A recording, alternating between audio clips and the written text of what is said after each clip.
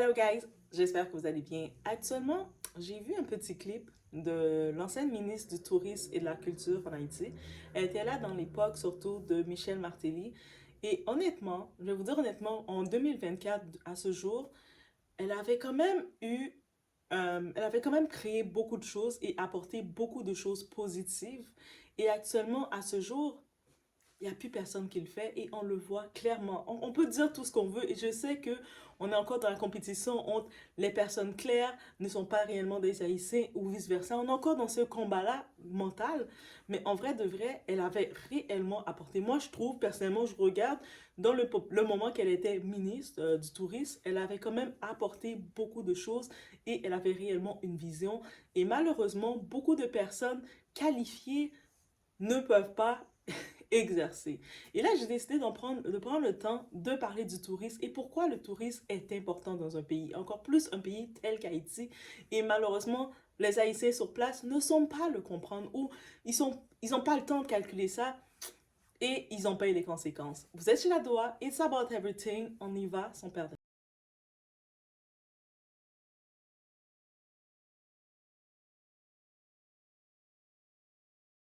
Parce que Wendell, pas gain, et, qu'on peut dire créole, pas gain miracle, pas gain goût de paroisse. Ça veut dire que tourisme dans le Caraïbe, c'est un secteur plus important. Je dis République Dominicaine, et nous toujours prendre comme exemple. Et c'est vrai, il faut nous prendre pour nous, côté nous, je dis, côté où même et comment nous arriver, et arriver dans la même position. Mais Wendell, malheureusement, mais pas de la époque, ça a fait promotion Haïti dans les années 80 dans le grand fonds international. Comment le secteur public lui-même est en train de mettre à profit ce placement? Mon secteur public là, c'est une représentant l'État là, l'État quoi, l'État investi. T'as dit que c'est un premier État qui gouvernement et sous bien entendu l'égide du président de la République qui croit dans le secteur touristique là, qui investit parce que il y a des fonds trésor public qui allait Lavage, qui allait Jacques Mel, qui allait dans le Nord, qui rénovait l'aéroport international Cap Haïtien pour nous recevoir des avions. Tout ça rentre en stratégie pour repositionner le pays. Parce que Wendell pas gain et qu'on peut dire créole, pas gain miracle, pas gain goût de paroisse. Et que dans toute intervention que nous faisons et nous toujours parler de tourisme comme un vecteur de croissance économique. Nous toujours parler de tourisme comme un secteur qui peut créer job. Nous parler de tourisme comme un secteur qui peut avoir une incidence directe dans l'agriculture et dans tout l'autre secteur connexe. Donc, agriculteurs, pêcheurs qui retrouvent aujourd'hui dans différentes zones ça, qui ont potentiel touristique, côté l'hôtel qui a ouvert, faut aujourd'hui aller poser quelques questions pour dire si l'hôtel ça a venu, comment que Vim va changer. Et c'est information ça que nous voulons véhiculer et que nous véhiculer par exemple un projet comme il a vache, côté nous dit pêcheurs, agriculteurs, l'hôtel va venir, côté on va manger Bahamas, on va manger Haïti, côté on va manger Fouillot, c'est sous île là, ou c'est la zone touristique ça qui définit. Donc encore une fois, le fait que nous gagnons 7 points et au niveau de classement, ça va le prouver international, là, ça va le prouver agence de voyage, prouver investisseurs que Haïti définitivement sont destination touristique et c'est seule destination aujourd'hui dans le Caraïbe qui vierge, et qui a cherché investisseurs pour les cas et développer infrastructure et comment le secteur infrastructure hôtel. Donc déjà, si on regarde, il n'y a pas de tourisme en Haïti. Les aéroports sont fermés, le monde, leur seul mandat, même les Haïtiens sur place, ou le mandat des gens, c'est de quitter ce pays. De quitter ce pays maudit. C'est ça que j'entends même les Haïtiens dire. Leur premier mandat, c'est pas de dire comment on va faire pour s'en sortir, comment on va faire pour investir, comment on va faire pour bâtir, pour créer en étant sur place. Comme on peut le voir, quelqu'un qui serait dans son pays qui va essayer de le faire. Le mandat de quelqu'un, c'est comment on peut sortir d'ici, parce qu'il n'y a plus aucun espoir. Donc, on sait aussi, ça veut dire le tourisme, malheureusement, même si il y a plusieurs autres départements que la capitale qui essayent de faire des efforts, de vivre dans leur pays, de créer de quoi. Malheureusement, quand la majorité ont décidé de détruire le pays, qu'est-ce qu'on peut s'attendre? Ça, c'est la réalité. Ça peut faire mal entendre, mais c'est réellement la réalité. Il n'y a personne vraiment qui a un esprit patriotique, un esprit de dire je veux quelque chose pour mon pays. C'est sûr, on peut se plaindre maintenant de dire que, mais c'est normal, regarde, il n'y a pas de travail, il n'y a pas d'investissement. C'est normal qu'il n'y a pas de sécurité. C'est normal que le monde ne va pas vouloir rester sur place. Mais quand on regarde le décalage qu'il y a maintenant, oui, il y a un problème économique, il y a un problème politique, il y a tout ce que vous voulez comme problème. Mais le plus grand problème qu'on a entre nous, on n'aime pas notre pays. C'est ça le plus grand problème. Et on n'a pas compris l'essentiel de développer son pays. À côté, dans l'île, dans la grosse île, l'autre partie de l'île, qui est la République dominicaine, on regarde comment la première chose qu'ils investissent le plus, c'est dans leur tourisme. On peut dire tout ce qu'on veut. Ils investissent dans leur tourisme aussi, ils s'assurent d'amener une certaine sécurité. Et on peut comprendre pourquoi ils sont très méticuleux et très exigeants qu'ils essaient de protéger leurs frontières parce qu'ils disent, attends, nous, on fait des efforts chez nous. On a compris qu'on est on est dans un pays tropical, on est dans le sud, on a la plage, on a la mer, on peut avoir des touristes de partout qui vont venir chercher un peu de soleil. Donc, on sait que l'investissement aussi va vouloir venir investir chez nous. Donc, qu'est-ce qu'ils font? Il y a beaucoup d'investissements là-bas. Que ce soit, tu peux acheter très facilement, il y a des prix que tu peux acheter très facilement. Un condo à Punta Cana, on peut s'acheter des condos, des maisons, et même le mettre sur Airbnb et avoir un revenu immobilier. Oui, oui, je vous donne des petites astuces, mais c'est possible de le faire et c'est quand même très abordable et facile. Tu arrives en Haïti, même acheter une parcelle de terrain avec des roches, ils te font presque payer 200 000 US là. Ça, c'est des prix d'un autre niveau que tu es comme, ouh, ok. C'est un autre niveau. Mais là, on regarde le tout. On parle juste de côté, le tourisme, qu'est-ce que ça apporte à un pays en prenant l'exemple de République dominicaine. Ça apporte de l'emploi. Ça apporte de différents types d'emplois parce que le monde investit, que ce soit dans la restauration, que ce soit dans l'hôtellerie, que ce soit à côté, il y a le développement que ça crée. Quand en plus il y a de l'investissement, ça va créer aussi, ça va développer les écoles, ça va développer dans tant de choses que même dans les hôpitaux, il y a eu un investissement. On se rappelle quand il y avait le pétro, l'argent du pétro qui était venu, ils ont investi réellement dans les routes, ils ont investi dans les hôpitaux, ils ont fait réellement de l'investissement et quand on regarde, on voit carrément une différence. C'est sûr, chaque pays est différent à son traitement qui est fait différemment, mais on le voit la différence. Et jusqu'à ce jour, on regarde les prix pour aller, ça peut être la même île techniquement physique, mais c'est deux pays différents. Donc, c'est abordable. C'est pas cher d'aller en République dominicaine pour aller se faire une semaine, se relaxer. On a fini de passer, d'être dans la calvaire, de travailler, on va se faire une semaine et d'être en sécurité. Oui, je le dis, d'être en sécurité. Alors qu'en Haïti, on peut plus se permettre on peut même plus se permettre d'aller en Haïti. Même pour aller, même si on fait les voyages pour aller en Haïti, ça devient compliqué. Tu dois passer par l'aéroport, passer par prendre le tel petit avion, les routes sont bloquées. Des fois, tu vas vouloir y aller, mais telle route va être bloquée parce que un groupe de personnes a décidé de bloquer les routes, d'empêcher le monde de circuler parce qu'ils ont décidé qu'ils veulent contrôler le pays. Donc, c'est ça qu'il y a. Donc, il n'y a plus de sécurité, il n'y a aucun développement, il n'y a aucun investissement. Même ceux qui avaient dans le passé fait des projets pour investir dans le pays ne peuvent plus le faire. Et puis après, on s'étonne de dire, les mêmes Haïtiens, j'entendais des conversations avec certains Haïtiens qui restent sur place, mais tout ce qu'ils font, ils amènent aucun changement, mais ils font juste se plaindre. T'appelles aucun changement, mais tout ce que tu fais, c'est que tu te plains. Ah, mais Haïti, c'est comme ça, Haïti, c'est comme ça. Tu fais juste te plaindre, mais t'amènes pas de changement. Ok, good. Et là, ces types-là, là, quand je les écoutais parler, c'est leur seul on vit une situation difficile, oui, en effet, et c'est compliqué. Il n'y a plus d'espoir pour Haïti, mais en même temps, oui, on est mieux quand même que les autres. Vous n'êtes pas mieux que les autres parce que vous ne vous occupez pas de vos terres. Vous êtes les premiers à jeter les déchets à terre.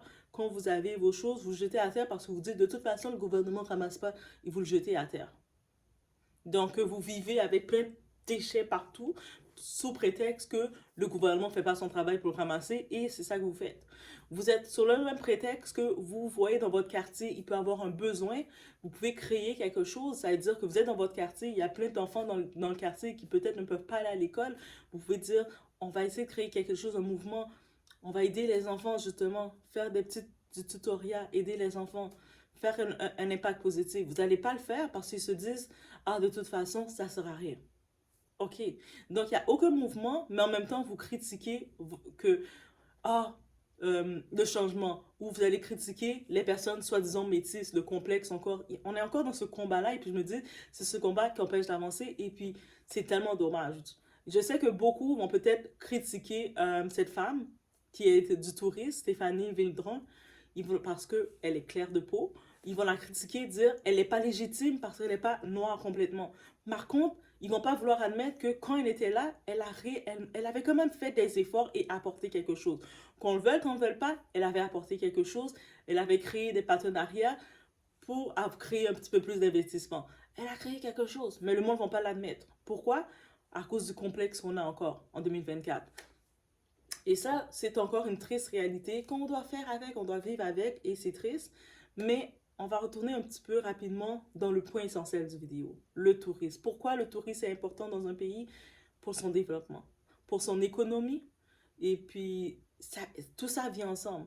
On dit que, on pense un pays qui construit son tourisme, qui comprend l'importance de son tourisme. La première chose qu'il doit faire pour que son tourisme fonctionne, c'est assurer la sécurité. Parce qu'il n'y a personne qui va venir voyager, faire des vacances dans un pays où tu n'as pas de sécurité, où tu n'es pas à l'aise. Tu vas quand même être capable de générer une certaine sécurité pour permettre aux touristes, les gens qui viennent dépenser leur argent, puissent venir dépenser leur argent, que ce soit aller dans les plages, que ce soit juste dépenser l'oseille, leur argent qu'ils ont travaillé. Et c'est ça que tu dois assurer. On peut regarder, au Mexique, c'est une destination touristique. Même si il y a certains quartiers, pas tout, il y a des quartiers qu'on ne va pas recommander aux touristes, allez-y pas, ça c'est pas sécuritaire, mais les quartiers, les endroits ils ont été capables de délimiter étant touristiques, c'est touristique et le monde c'est une destination, on pose pas de questions. Même si on sait que il y a aussi d'autres choses au Mexique, mais c'est touristique.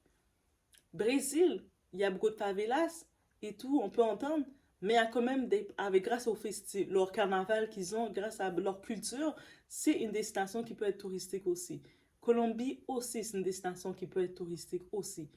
Est-ce que vous voyez? Donc, même la Jamaïque aussi, tous ces pays-là, ils ont leur situation aussi, mais ils ont aussi compris de mettre le tourisme en avant parce qu'ils ont besoin de l'investissement des touristes, ils ont besoin de l'argent.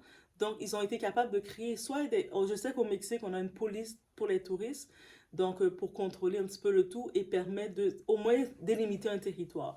Mais quand tu as un pays, tu décides de cracher sur les touristes. Que ce soit les touristes d'origine qui voudraient venir voir leur famille, tu craches sur eux. Que ce soit les touristes qui voudraient venir découvrir ta culture, tu craches sur tous les touristes, tu dis « I don't need you ». Quand vous crachez sur les touristes, vous mettez aucune sécurité pour eux, qui ne peuvent même pas considérer venir ici dans les terres. Même si on est en vacances, on voudrait venir prendre du plaisir, dire « Ah, je vais aller voir, prendre du plaisir dans mon pays ». Tu ne peux pas le considérer l'Haïti. Tu ne peux pas le considérer parce que tu sais que c'est pas un pays de vacances. C'est un pays, même quand tu dis à quelqu'un « Ah, j'ai été en Haïti », on va dire « Ah, c'est dangereux ça ». Tout de suite. Donc, même avant que l'État soit empiré, il y avait déjà cette réputation. Quand tu parlais d'Haïti, le monde était presque en train de te faire des prières, de dire pauvre toi. Donc, c'est vraiment ça. Donc, après, quand un Haïtien comprend ça, la réputation qu'il a, le fait qu'ils ont tellement craché sur leurs touristes, qu'il n'y a pas d'investissement. Comment un investisseur maintenant peut penser à venir investir? Et puis ça peut être un investisseur d'origine. Il y a plein d'Haïtiens un peu partout dans le monde qui peuvent créer des groupes, des associations, investir. Mais comment vous pouvez penser à parler de venir investir dans un pays qui refuse l'investissement? Parce qu'ils vont briser ça. Même si un investisseur déciderait de dire « Moi, je vais venir en Haïti pour faire un concept de centre d'achat, et de faire un beau centre d'achat comme populaire, fancy ». Ils ne peuvent pas le faire parce que dès qu'ils vont, même s'ils construisent le centre d'achat, qu'est-ce qui risque d'arriver? Dès qu'il y a un problème, une situation qui arrive, ton centre d'achat va être détruit. Le peuple, le monde, même s'il travaille dedans, le centre d'achat va générer de l'emploi. Même si tu vas générer de l'emploi, tu vas faire rouler l'économie en sorte, le peuple, les mêmes habitants, ils vont venir détruire ton centre d'achat, sachant que tu n'as pas de ressources. Quand tout est perdu, mais c'est fini, tout est perdu. Ils vont détruire, piller, le laisser là. Et puis ensuite, toi, t'as tout perdu. Qu'est-ce qui t'arrive? Ok, j'ai tout perdu. Et le monde, ils n'ont plus d'emploi. Ils vont dire, ils vont chialer auprès du gouvernement. Le terme chialer, c'est ils vont accuser le gouvernement. Mais c'est à cause de vous qu'on n'a pas d'emploi. C'est à cause de vous. Mais on peut blâmer une partie du gouvernement, mais on peut aussi blâmer une partie du peuple, la mentalité de ce peuple. C'est un peuple qui sont facilement à se plaindre. Et puis j'ai comme un exemple, un type aussi, j'ai cet exemple-là. Lui, c'est une mentalité que nous, notre situation en Haïti, on est les pires que tout le monde. Nous, c'est nous les pires que tout le monde. vous, votre situation, tout le monde est parfait, nous, ils vivent une belle situation, vous n'avez aucun problème. C'est juste nous qui avons des problèmes, c'est juste nous qui méritons la sympathie, c'est juste nous qui c'est compliqué, c'est juste pour nous que c'est compliqué. Alors que pour tout le monde, c'est compliqué. Tout le monde a son niveau que c'est compliqué. Tout le monde doit vivre avec et tout le monde doit faire un effort. On regarde que ce soit au Guatemala, qu'on regarde tous les pays, ils font des efforts aussi. Ils font des efforts et c'est ça l'important. Mais quand ici, tu es là, tu te dis, nous, l'effort qu'on va faire, c'est que dès que ça marche pas, quelque chose marche pas, c'est briser le pays. Briser les commerces qui sont autour. Brûler les maisons des gens. Et détruire. Bloquer l'aéroport. Bloquer tout. C'est comme ça qu'on va se faire entendre. Quand tu as fini de bloquer tout, et bravo. Il n'y a plus d'argent qui rentre. Il n'y a plus rien il n'y a pas d'investissement, c'est clairement qui rentre. Le monde qui sont encore connectés avec Haïti, c'est parce qu'ils ont soit de la famille encore là-bas qui sont proches. Ils gardent une certaine petite connexion, mais à quoi bon? Parce que même les gens qui sont sur place, ils donnent plus d'encouragement de régler, de faire quoi que ce soit, parce que ces gens-là, ils sont déjà une faiblesse mentale, que même si tu leur dirais, hey, et dans ton coin, on peut investir, faire un petit business, faire un petit snack, faire quelque chose, ils sont pas motivés de le faire parce que ils sont dans un pays où il n'y a plus d'espoir, plus de motivation parce qu'ils ne veulent pas avancer. Et ça, c'est la réalité. Et on doit vraiment, moi je dis vraiment, on doit arrêter de vraiment se concentrer sur la couleur, essayer de juger telle personne parce qu'il serait plus clair, il ne peut pas apporter quelque chose. Non, quelqu'un plus clair, s'il a les compétences, il peut apporter quelque chose. C'est pas comme parce que la personne foncée qui vient briser les aéroports, briser les routes qui va apporter quelque chose. Ou la personne foncée qui reste avec son diplôme. Moi j'ai des diplômes, moi je connais tout et qui reste assis et puis qui fout rien, qui fait aucun effort, qui n'apporte aucun plan, qui fait aucune action qui va apporter quelque chose. Non. Et il faut le dire, le dénoncer. C'est vraiment un problème qu'on regarde. Et c'est pour ça que je m'intéresse beaucoup à regarder les autres pays. Voir les autres pays, qu'on regarde le Sénégal qui va de l'avant, qui vient avec ses décisions. On regarde d'autres pays qui essaient de s'améliorer, d'essayer de s'en sortir. Il n'y a aucun pays de parfait. Mais ils font des efforts. Ils ont compris la route qu'ils ont besoin de tourisme. Même le Canada, on a besoin de tourisme. Même au Canada, on a les services de tourisme. On a Tourisme Montréal, Tourisme Québec. On a plein de services de tourisme. Pourquoi vous pensez on continue de faire la promotion de tourisme? Parce qu'on a besoin du tourisme. Haïti, c'est le seul pays qui dit, nous, on n'a pas besoin de tourisme. On n'a pas besoin de touristes, on n'a pas besoin de gens qui viennent investir, mais on veut tout partir quelque part, mais en même temps, on est là, mais on n'est pas là. On veut gérer notre pays comme on veut, mais on maltraite le pays qu'on gère. Je ne comprends pas cette mentalité. Puis s'ils voient quelqu'un d'autre qui va venir se positionner, on ne va pas l'accepter, supposément son idée, ou on ne peut pas l'accepter parce que la personne, on va le trouver trop clair. Or, on est encore dans ce combat mental que la personne est vraiment noire, et pas haïtienne, elle est métisse, ça, c'est pas nice. On est encore dans cette discussion-là, alors que on n'est plus rendu dans cette discussion-là. On est rendu dans la discussion, what you gonna do? C'est quoi qu'on doit faire pour avoir quelque chose de meilleur? Parce qu'actuellement, on a beau parler que oui, Haïti, c'était un beau pays. Il y avait des plages, il y a des sites touristiques comme des bassins, il y a des sites naturels qui peuvent être exploités dans le côté du tourisme. Mais malheureusement, tant que les Haïtiens ne se réveillent pas, se mettre ensemble pour de vrai et dire, hey, c'est pas normal qu'on brise tout. C'est pas normal qu'on brise tout. C'est pas normal. On brise tout et puis ensuite on est vexé quand d'autres pays ferment leurs frontières, ne veulent pas nous recevoir.